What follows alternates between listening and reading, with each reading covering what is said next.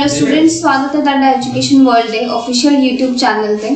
और आज का ਸਾਡਾ टॉपिक है MCQs ऑन एनालॉजी। ਆਪਾਂ ਇਹ टॉपिक पहले भी कंप्लीट कर चुके हैं, बट जैसा ਤੁਸੀਂ ਦੇਖਦੇ ਪਏ ਸਾਡੇ जो लेक्चर ਹੁਣ जो आ रहे हैं वो सारे लेक्चर जो है प्रैक्टिस के तौर पे फोकस्ड है। सो ਆਪਾਂ जो भी टॉपिक कंप्लीट किए हुए हैं, बस ਆਪਾਂ ਹੁਣ ਉਹਨਾਂ टॉपिक्स से रिगार्डिंग की करनी है, प्रैक्टिस करनी है ज़्यादा तो ज़्यादा क्वेश्चन सॉल्व करके। तो आज का भी जो टॉपिक एनालॉजी है, एनालॉजी टॉपिक आप पहले भी कर चुके सी। एनालॉजी के क्वेश्चंस जो है तुहानू 3 फॉर्म च मिलणगे एग्जाम च। या तो तुहानू वोकैब बेस्ड मिलणगे। वोकैब बेस्ड मतलब जो तुहानू वर्ड्स दिते होंगे, अगर तुहानू उन वर्ड्स के मीनिंग पता है तां ही तुसीं उन्हां नूं रिलेट करके आंसर बना सकते हो। दूसरी टाइप तुहानू मिल सकती है number based analogy. Number based analogy के जो क्वेश्चंस होंगे वो उसी तरीके नाल अटेम्प्ट करने जिस तरह आप नंबर सीरीज या मिसिंग नंबर पैटर्न च जो चीज़ां यूज करते सी। और फिर तीसरी फॉर्म च जो क्वेश्चन मिल सकता है वो है अल्फाबेट बेस्ड। हुण अल्फाबेट बेस्ड जो क्वेश्चंस होंगे जिस आप कोडिंग डिकोडिंग या लेटर सीरीज के क्वेश्चन सॉल्व करते सी, वही कंसैप्ट यूज करके आप अल्फाबेट बेस्ड एनालॉजी वाले क्वेश्चन सॉल्व करांगे। सो यही 3 टाइप्स के अराउंड तुहानू एनालॉजी के क्वेश्चंस आएंगे वर्बल एनालॉजी के रिगार्डिंग। सो आप स्टार्ट करते हैं अपना पहला क्वेश्चन जो एनालॉजी के रिगार्डिंग है, जो तुहाडी स्क्रीन पे भी शो होंदा पिया। यह जो क्वेश्चन है वोकैब बेस्ड क्वेश्चन है, ठीक है। सो ये वर्ड दिता है botany is related to plants, ठीक है। एनालॉजी च एक चीज़ पता होएगी कि लेफ्ट साइड पे जो पेयर दिता होएगा, चाहे वो नंबर का पेयर होए चाहे वो अल्फाबेट का पेयर होए, उन्होंने दोनों पेयर्स नूं समझ के रिलेट करके अपना आंसर दूसरी साइड बनाना है, ठीक है। जैसा बॉटनी है, बॉटनी जो है एक ब्रांच है साइंस की जो स्टडी की करती है प्लांट्स, ठीक है। अगर यह 2 वर्ड्स तुसीं देखो तो इन्हां की रिलेशन है, स्टडी ऑफ प्लांट्स नूं आपां बॉटनी कहंदे आ। हुण इधर जो वर्ड दिता है तुहाडे राइट साइड पे, ਉਹਦੇ जो वर्ड है एंटोमोलॉजी। एंटोमोलॉजी भी साइंस की एक ब्रांच है, बट तुहानूं यह देखना है ऑप्शंस विचों कि किहड़ी यह जो ब्रांच है साइंस की एंटोमोलॉजी ये किनू स्टडी करती है, बर्ड्स नूं, स्नेक्स नूं, ब्लड नूं या इंसैक्ट्स नूं। तो एंटोमोलॉजी जो है वो ब्रांच है साइंस की जो स्टडी करती है इंसेक्ट्स, ठीक है। जो साइंस की जो ब्रांच है जो डील करे with the study of insects उन्होंने कहते हैं एंटोमोलॉजी। सो इस क्वेश्चन में साडा की आ जाएगा, डी ऑप्शन आ जाएगा, ठीक है। सो पहले क्वेश्चन का आंसर साडा डी ऑप्शन आ गया। उसी तरीके नाल आपां दूजे क्वेश्चन ते मूव करते हैं। हुण दूजा जो क्वेश्चन तुहाडी स्क्रीन पे नजर आ रहा है ਉਹਦੇ ਚ वर्ड साइकोलॉजी दिता है। साइकोलॉजी जो है वो किन्नू स्टडी करती है माइंड नूं, ठीक है। साइकोलॉजी जो है वो डील करती है माइंड नूं। और एंथोलॉजी जो है वो किन्नू डील करती है, किन्नू स्टडी करती है गिवन ऑप्शंस विच अगर पिक करना होए, ठीक है। यह क्वेश्चन का आंसर वही स्टूडेंट्स वही तो नहीं कह सकते, मगर जो साइंस बैकग्राउंड स्टूडेंट्स है उन्होंने वास्ते क्वेश्चन ईजी होएगा। देखो वो कैप बेस्ड एनालॉजी वाले जो क्वेश्चन होंगे बहुत ट्रिकी होंगे हैं, मे भी बहुत सिंपल वर्ड्स आ जाए जिसके बारे सारा पता हो तुम रिलेट कर सकते हो। मे भी थोड़े साइंस नाल रिलेटेड वर्ड्स आ जाए, ठीक है, वो थोड़े जे टफ हो जाते हैं। तो ऑर्निथोलॉजी जो है वो स्टडी है ऑफ साइंस की जो किन्नू स्टडी करती है बर्ड्स में, ठीक है। सो ऑर्निथोलॉजी जो है वो डील करती है बर्ड्स नाल। सो इस क्वेश्चन का आंसर क्या आएगा, option number D, second question का, ठीक है। सो इसी तरीके नाल असीं मूव करते हैं अपने थर्ड क्वेश्चन पे। थर्ड क्वेश्चन च वर्ड दिता है स्टडी नॉलेज और वर्क का रिलेशन फाइंड आउट करना है ना ऑप्शंस विचों। हुण स्टडी और नॉलेज कोई ज़्यादा डिफिकल्ट वर्ड तो है नहीं है। तो स्टडी और नॉलेज की रिलेशन है। स्टडी मतलब जो आप स्टडी करते हैं पढ़ते हैं सानू की गेन होंदा है नॉलेज, ठीक है, नॉलेज की होंदी है। और अगर आप वर्क करते हैं तो वर्क ना सानू की गेन होंदा कि एक्सपेरिमेंट नहीं, ये बिल्कुल ही लॉजिकल इहदे नाल रिलेट नहीं होंदा। सर्विस वर्क ना आप सर्विस तो प्रोवाइड करते हैं, बट गेन की होंदा है साडा रिलेशन। इत्थे जो एग्जांपल दिती है स्टडी नाल रिलेटेड है नॉलेज वर्ड, क्योंकि स्टडी तो आप गेन करते हैं नॉलेज, तो वर्क तो आप की गेन करते हैं एक्सपीरियंस, सानू एक्सपीरियंस मिलता है, ठीक है। जिस वजह से आप काम करते हैं साडा एक्सपीरियंस जो है वही काउंट होता है अगे आने वाली फील्ड दे विच। सो इस क्वेश्चन का आंसर साडा की आएगा, ऑप्शन नंबर सी, ठीक है। सो यह क्वेश्चन सिंपल सी, इस क्वेश्चन का आंसर तुसी आसानी नाल दे सकते हो। तो वो कैप बेस्ड क्वेश्चन ही तुहानू थोड़ी प्रैक्टिस करनी पेगी एनालॉजी के क्वेश्चंस की, अदरवाइज ये सिंपल है। और इस तो बाद आप मूव करते हैं अपने फोर्थ क्वेश्चन पे, ठीक है। नाल तुसी भी अपने आंसर्स जो है कमेंट सेक्शन च लिखने हैं, ठीक है। क्वेश्चन नंबर 4 च वर्ड दिता है gravity pull and magnetism. Gravity जो है, ग्रेविटी जो भी करती है, पुल करती है, ताई आप अर्थ से खड़े हैं क्योंकि अर्थ को ग्रेविटी पावर हैगी तो ताई आप जो है इस अर्थ से वॉक कर सकते हैं। मून च ग्रेविटेशन बिल्कुल जीरो है तो ताई उत्थे आप खड़े भी नहीं हो सकते। सो ग्रेविटी पुल करती है तो मैग्नेटिज्म की करती है, मैग्नेटिज्म या तो अट्रैक्ट करती है तो रिपेल करती है ना। आप साइंस पढ़ा है कि like poles repel each other and opposite poles attract each other.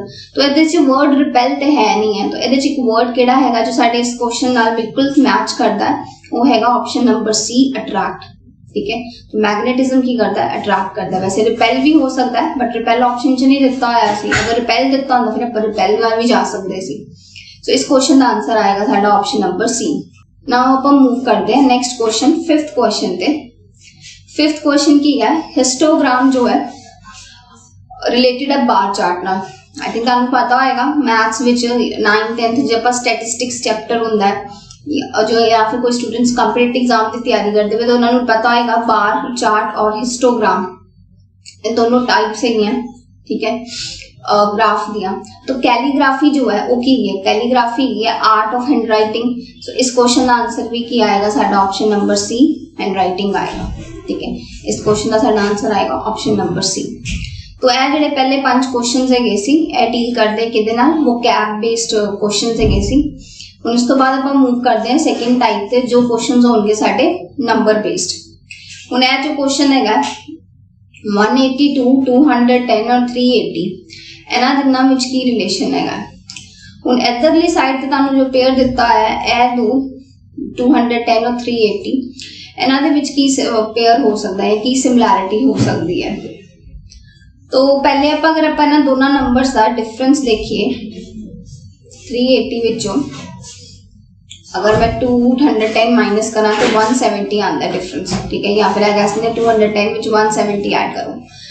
एक चीज पहले मेरे माइंड च भी आ सकती है, ताड़े स्टूडेंट्स भी आ सकती कि भाई परफेक्ट क्यूब 6 का परफेक्ट क्यूब होंगे 216 या तो 6 घट है, लेकिन यह जो परफेक्ट क्यूब है 7 होना चाहिए, 7 का परफेक्ट क्यूब तो 343 है, फिर जो 7 माइनस होना चाहिए बट ये काफी आई थिंक 27 या 37 नंबर ऐड होएगा, तो मतलब यह पैटर्न नहीं बनेगा।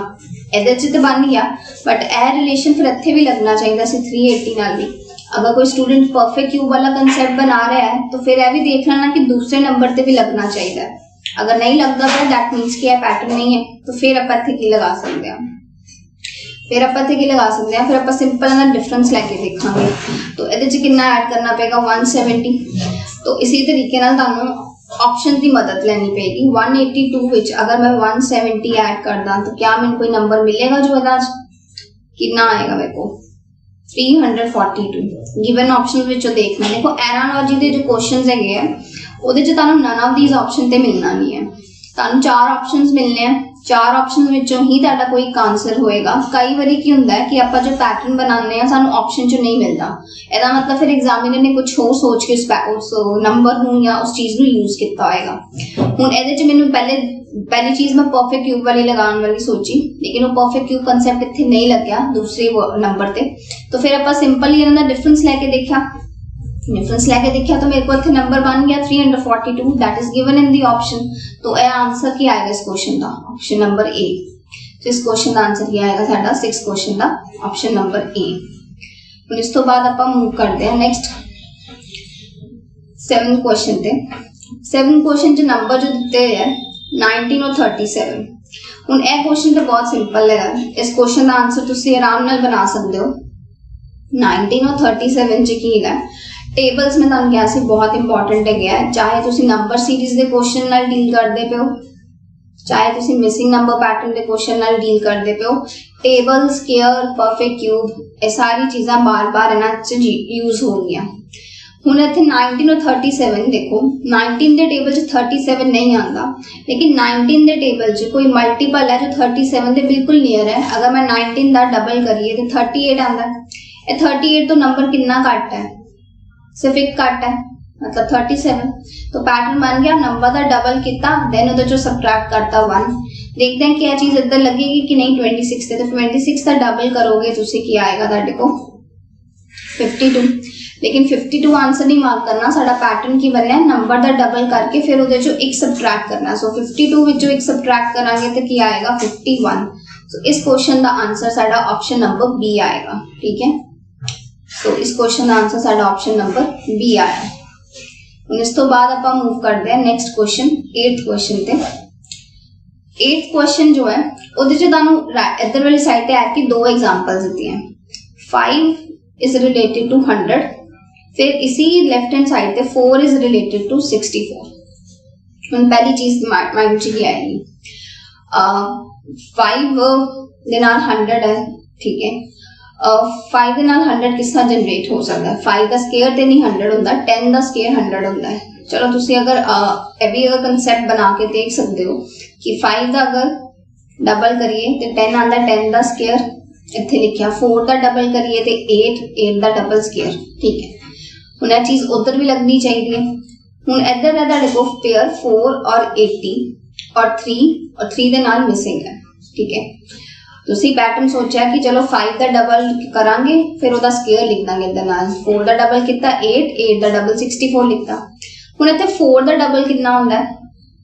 4 का डबल ते हुंदा है 8 है ना, 4 का डबल 8 हुंदा है, तो 8 का स्केयर इत्थे फिर 64 आना चाहिए सी, बट इधर वाली साइड ते पेयर इहदे नाल की दित्ता है 80। इहदे नाल पेयर की दित्ता उन्होंने 80 दित्ता। इहदा मतलब जो कंसेप्ट आपां इत्थे स्केयर वाला सोचदे पे सी वो नहीं लग्या। फिर इत्थे की लगेगा? फिर इत्थे एक होर चीज हो सकती है। देखो जरूरी नहीं कि जो पैटर्न तुसी सोचदे पे हो वो एक जगह लग जाए तो दूसरी जगह ना लगे, तो मतलब सानू कुछ और सोचना पड़ेगा। तो 5 का डबल करांगे 20 टाइम्स लवांगे तो क्या आएगा 100। ठीक है, उसी तरीके नाल इधर 4 का 16 टाइम्स लवांगे तो इधर क्या आएगा 64। ठीक है, सो इधर की हैगा 4 का डबल 80।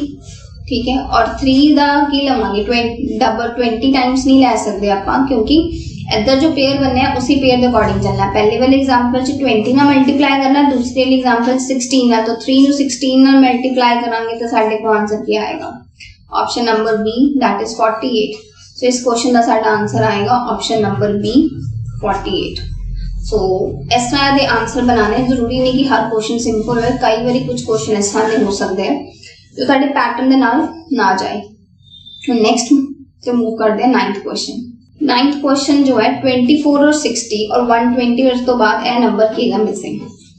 हुण जिन्होंने भी नंबर सीरीज के काफी क्वेश्चंस किए हैं वो पहली चीज ए लगाने की कोशिश करेंगे कि 24 और 60 ए रिलेशन बन सकता है कि 3 का क्यूब किया और 3 माइनस किया 24 और इधर 4 का क्यूब किया 64 4 माइनस किया। चलो ए दो पेयर ते बन गए, बट इधर देखो 120 है तो चलो 120 आ गया, 5 का क्यूब 5 माइनस किया, तो पैटर्न तो तुहाडा की बनदा पिया 3 4 ते इधर 5 और 6 होना चाहिए, तो 6 का क्यूब हुंदा 216, ਉਹਦੇ ਚੋਂ 6 माइनस होके 210 आना चाहिए सी, बट ऑप्शन च तुहानू 210 उन्हें दिता ही नहीं है।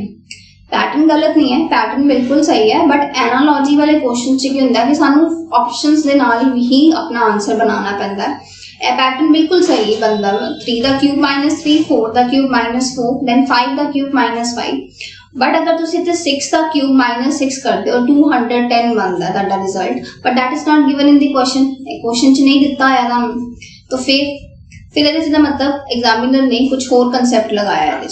24 और 60 ਨੂੰ किस तरह जनरेट किया जा सकता है? अगर 24 ਨੂੰ 2.5 ਨਾਲ मल्टीप्लाई करिए, 24 ਦਾ डबल कितना ਹੁੰਦਾ 48.5, मतलब ਇਹਦਾ हाफ कितना ਹੁੰਦਾ 12, 48 + 12 कितना हो गया 60, नेक्स्ट नंबर जनरेट हो गया। सो ऐसा ही 120 ਨੂੰ अगर मैं 2.5 ਨਾਲ मल्टीप्लाई करा, मल्टीप्लिकेशन ऐसा करनी कि पहले 120 का डबल इतना कितना आया 240, फिर 120 का 0.5 मतलब है हाफ कितना हो गया 60, तो ऐड करके देते हैं कितना बनता है 300 मेरे ऑप्शन च गिवन हैगा, केड़ा ऑप्शन हैगा ऑप्शन नंबर सी।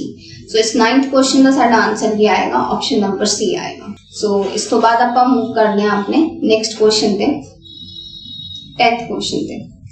10th क्वेश्चन च की दिता है 5 और 5 के बाद उहदे नाल रिलेटेड है 2 4 3 1 फिर 8 और है क्वेश्चन मार्क। हुण 5 है, 5 के नाल बहुत बड़ा नंबर दिता, तुसीं नंबर नूं ऐसा रीड करदे पे हो 2431, ठीक है। हुण किसी भी तरीके ना 5 का मल्टीपल तो है नहीं, क्योंकि सानूं 5 का डिविजिबिलिटी रूल पता है। अगर तो यदि यूनिट डिजिट 1 की बजाय 5 होंदी या फिर यदि यूनिट डिजिट 0 होंदी तो फिर आप कह सकते हैं कि 5 के नाल जाता है। बट यदि यूनिट डिजिट की 1 है तो 1 ते 5 की डिविजिबिलिटी रूल को सैटिस्फाई नहीं करता। इसका मतलब है नंबर जो है 5 के टेबल से नहीं जाएगा। बट 5 तो 2431 किस तरह बनया, 5 का स्क्वायर एक प्रूफ भी कर लोगे तो नहीं बनेगा। तो हम कई बार क्या होंदा है क्वेश्चन च अपन नंबर नूं ऐसा रीड कर लेने कि 2431।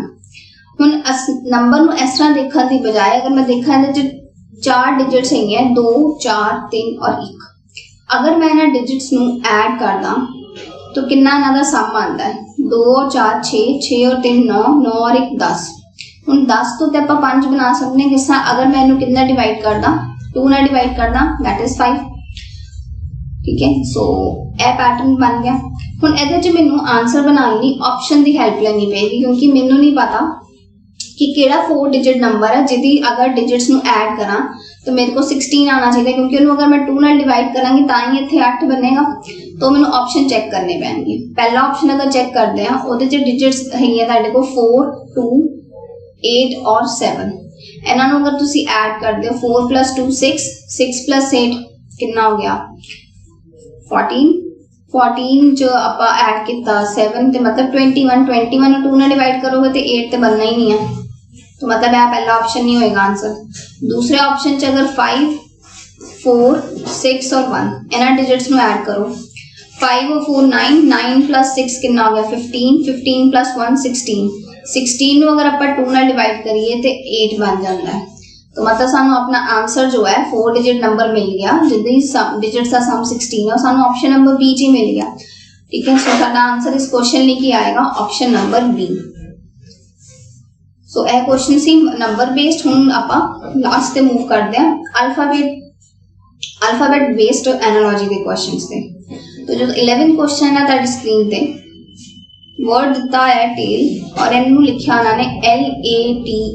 हुण इत्थे ऊपर नीचे नंबर लिखण च जल्दी नहीं करनी, क्योंकि अगर तुसीं ध्यान नाल देखो टेल और लेट वर्ड्स सारे अल्फाबेट सेम है, तो मतलब लगता है कि इन्होंने रीअरेंजमेंट की है वर्ड अल्फाबेट्स की। रीअरेंजमेंट किस तरह, एल नूं इत्थे 3rd पोजीशन तो पिक करके इत्थे 1st पोजीशन ते रखा, ए इत्थे रहा, टी नूं 3rd नंबर ते प्लेस करता और ई अपनी जगह ते रहा।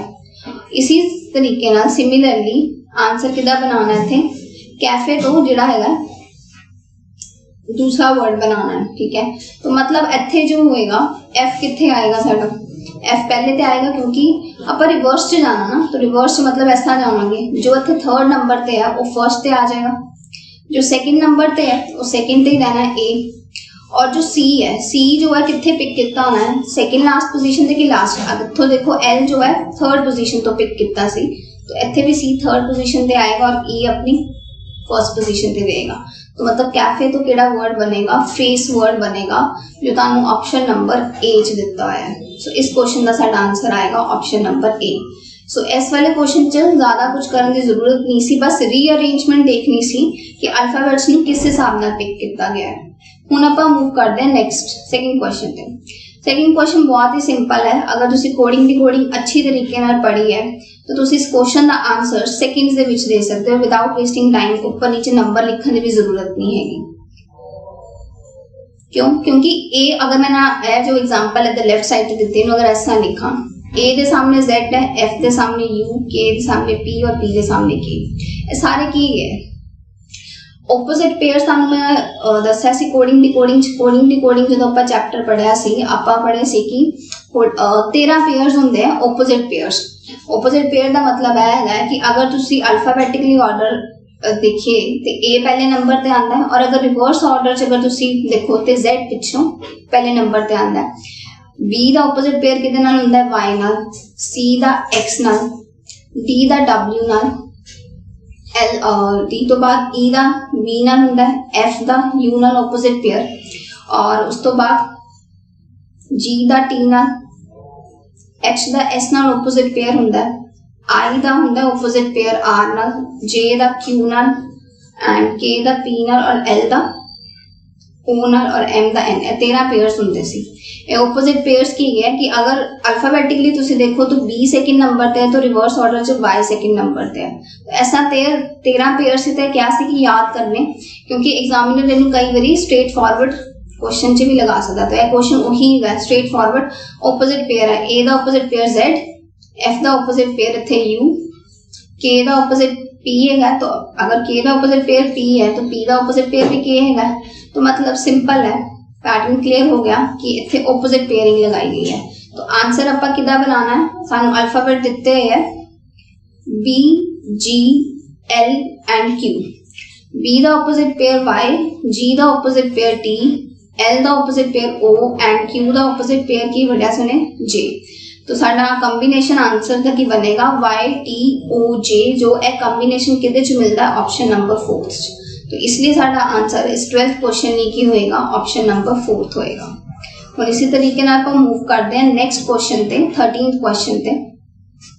13 क्वेश्चन जो तुहानू अल्फाबेट दिता है थे A, K, U और ए की इधर वाली साइड वाला पेयर मिसिंग है, बल्कि नाल वाला जो उधर राइट साइड ते पेयर है वो बिल्कुल।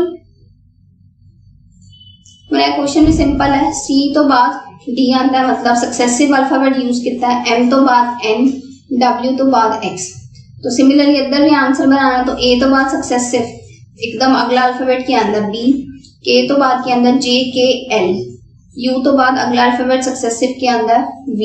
तो मतलब A, K, U का कॉम्बिनेशन किधर नाल बनेगा, B, L, V नाल।